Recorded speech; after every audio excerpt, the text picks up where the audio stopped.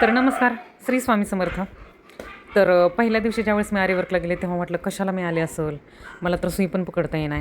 पण शेवटी कसं आहे, रोज करून करून काही गोष्टी यायला लागते. तर जीवनात वेळेला खूप महत्त्व आहे. काही गोष्टींना वेळ दिला की आपोआप सगळे प्रश्न सुटले जातात. तसंच काहीसं याचं झालं.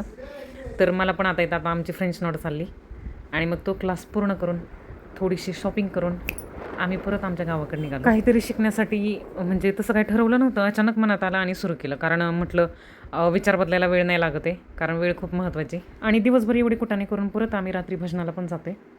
तर 2-3 दिवसच भजन होणार होतं, कारण नंतर सप्ताह सुरू होणार आहेत. मग त्यावेळेस भजनाला थोडासा पॉज येणार आहे. माझी मुलं लहान असताना मला वाटायचं माझ्या मुलीला म्हणजे हार्मोनियम यावं, मुलाला पखवाज वाजवता यावं. पण कसं आहे ना, त्यासाठी मला तसं वातावरणच नाही भेटलं.